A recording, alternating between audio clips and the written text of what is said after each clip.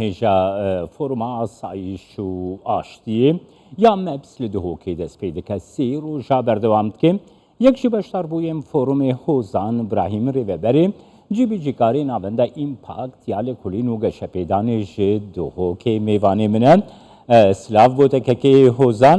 تو بخێر هاتیە دهۆکەی و هەرێما کوردستانێژی کەکەی هۆزان دەست پێکە دەتخوازم بزانبم گرنگیە مەبس فۆرما ئاسایش و ئاشتیە یا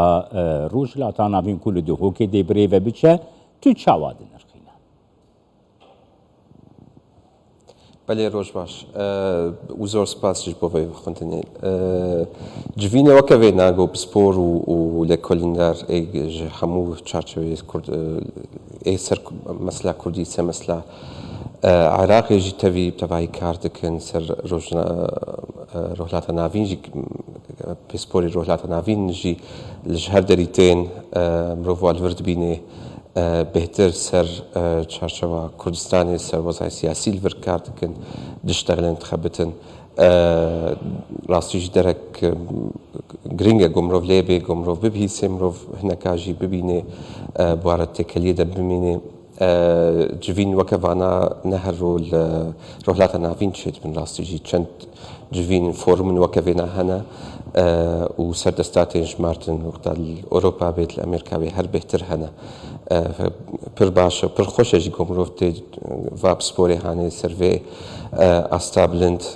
تێن و لڤر لەڤ جوین سەر vêmjara hanê vemjarê got girdayê herêma Kurdistanê û Iraq û Rojhilata Navîn tevahî dixebitin. Kekê hosan niha forum di deme gelek hestiyar de çê dibe. Yani di heremê de alozî gelekin Rojhilata Navîn li aliyekî şerê İsraîl û Hemasê li aliyê din aloziyên gul navçeyê jî hene. Di demên hestiyar de pêkanîna va foruman dikarê xwedî kargeriye xwedî bandorek çawa be dîtina te gert li ser vê mijarê bigirin. ڕاستە مرۆڤ یان وەکە دەبێ ڕۆژهەڵاتە ناوین یان وڵاتی خۆ بهێ لێ بدەست کەسێک گۆ تەنێ شەر دکن ژی نابێ ینی دوا دەمەی هانێدا ئەوە گۆ دەمێ گۆ پر گرنگە گۆ کەسن ینی ئاشتی خواز و یێ سپۆر و یێ گۆ سەر دکارنجی بگهن کەسێ خۆزی قەرار گۆ لەڤرونن چارەسەرینا پێشنیار بکەن یا پێشکەش بکەن. ئەڤ ئاشتی نەتمی لە جهێ قەرارێ چێت بێ و نەتمیژی بدەستێ سیاسەتمەڤانە چێت بێ ئاشتی دەست پێت کێ وەختا گۆ مرۆڤ لەڤ درونێ ڕێنادڤەکێ فکر نەن و نێرین نەن و ددێ دانێ سەرماسێ و دوورە دبن چارەسەری دبن دەستپێکە چارسەریکێ دەرنەولۆ دە مرۆڤکارێ لە بێنە کفرە هەنەکا ببینێ گۆ بەلکی نەسەد سەدی مرۆڤ لە متتەفقن ژی لێ مرۆڤ دکارێ بوانارە بگهێ ڕێکی جیکی نیڤیدە ji ber vêyekê ev formneweke vê civîn nabikۆ hinekare cor bi cor ji xelfiyat wekî dibêje her yek ji derkî hatibê gelkî girîng e û niha çaxêr naye heta ku çi alozî çi şer hebin. Kekê hozan niha mesela wekî te dest nîşan kirî kesayetiyên gelekî navdar de asta cîhanê de kesayetiyên navdar pispor lêkolîner birêve bir wekî cenabê te jî serok wezîrên berê gelek welatên xwedî bandor zilhêz hatin awayî Kurdistanê beşdar ya wî forumekî wisa de ji bo Kurdistanê tê çiwatê lê her wiha ji bo pêgeha Kurdistanê jî li cîhanê tê çiwatê. بەێ زانێ نەهەسانە مرۆڤ جوینەکۆکە وێ نامەزن چێ بکێ و ڕاستیژی گۆ نەجهەکی گۆ ئاشتی لێ هەبێ و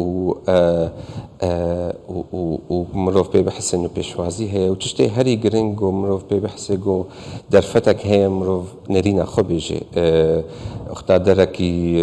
وەکە و گەلک جیرانێ vêdê hene dîktatۆr nikaribin derin hene nikarê têde biaxivê bi serbestî ji ber vê yekê jî wexta got civînewekevê naçê dibin çend formine dî zanîngeh dikarin va bispora û kesê yani xwedî raî wiyan jî ê mesûl bin jî bên vê derê û bi serbestî biaxivin ev jî nêrînekî didê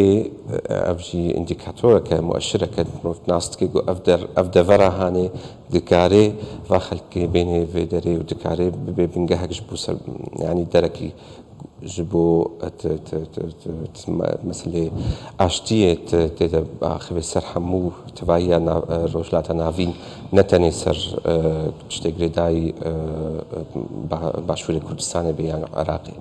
ev jî nêrînekî gelkî pir baş didê ser Kurdistanê helbet. هەر دوێ شەرچەوا گۆتە گوتی دەکێکێ هۆزان نها مثلا د فۆرومê de gelek berpirsiyarên Iraqê jî beşdarî dibin ji xwe de asta Kurdistanê de di asta herî bilind de desthilata Kurdistanê desthilata siyasî ya Kurdistanê beşdariyê dike ev diyaloga ku li dihokê de birêve biçe il gora bahweriya te dikare yani kargeriyeke bandoreke pozîtîv li peywendiyên di navbeyna Hewlêr û Bexdayê de jî bike tu çawa dinirxîne Belê ez dibê yani ev mijaraya herî bêhtir got divê civînê de divê formê de tê ser ziman û tê giftîgo ser çê dibe helbet dihêlê got nêrînekî giştî çêbê got divê helek çêbê tiştê herî başî got mirov diva derê wilo de hinekî derdikeve ji astengiyê rojane û vî mesûlî çi got evê hani li Bexdad çi got vî dî li Hewlêrê çi tesirruf kir divegerê hinekî paş de wilo jî mirov karê pêşerojî jî bibîne hinek li vê derê jî çend pêşniyarin kirin got welatekî dî wilo çêbû li Kanada mesela federalîzmê wilo bikar anîn li derekî dî wilo bikar hat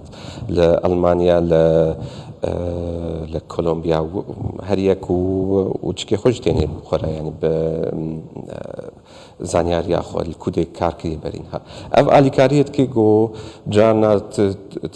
dîsa jî divegerin mesela got pêşniyarina yan rêna bidê ber xwedî qerar de xwedî biryar de got ji ware bêje wilo ev çarserî hene ka em têde biaxivin û teban jî ji alî dî ve jî hinek tên ji Bexda hinek ji Muslê tên û hinek ji Kurdistanê hinek ji Slêmaniyê hinek ji Hewlêrê tên ev danûstandin û gelek bi sporê Kurdê li derve hene li Ewropa ew jî tên dibê mijarek got mirov heger hesasîk hebe tiştek ji vehat bin kêm dibe û heger her kes jî nêrînek wî nahebe dikarê bidê dî û xwe re vegerêne cihê ku jê hatî kekê hozan giringiya diyalogê giringiya danûstandinê yani ji bo çareseriya pirsgirêkan çi ye mesela mirov dibêje nasîna pirsgirêkan bi xwe alîkarê çareseriyê ye lê diyalog ji bo çareseriyê giringiya wê çi ye û foruma li dihokê dikarî ji bo çareserkirina pirsgirêkan bibe hewlek destpêka diyalogekê baştir di vê atmosfera ku niha til bixwe li dihokê tu çawa dibîne Belê niha gelek kêm in ew şerê hani ew pirsgirêkê hani got bi şer hatine çareserkirin her şerek çi qasî gur dibe xurt dibe digihê astekî got nema bûr de divê mirov hinek diyalogê kompromîzekî çêkir rêkî nîvî de bibîne ji ber vê yekê divê mirov çi qasî ئاستەنگی هەبن ژی دوێ مرۆڤ لە ڕێکی بگەرێت ناودا هەگەر گرێدایی پرسگرێکی ناو نەتەوی دەبن ناو عراقی دەبن بخوا یان ژین هاوەکە جەمایمە ناوا سووریا بخوا دەبێ وەکی دیژی ڕۆڵاتە ناوین جی ناو هەردە دەولەتادا یان ژێ گۆم دبینن پر گروپێ چەکدار هەنە نەدەولەتن و نە ضروري ناوا وڵاتێکی بخوا دەبن یعنی گرێدانی وانە دەروی و وڵاتە هەنە ئەف ژیت نکارێت بگهێ چارەسەرێکی لەشکەری یان ئاواکی ئەولاکاری یعنی ئەمنیت بکێ چارەسەرێکی دوێ مرۆڤ دیالۆگەکی چێ بکێ ڕێناوەکێ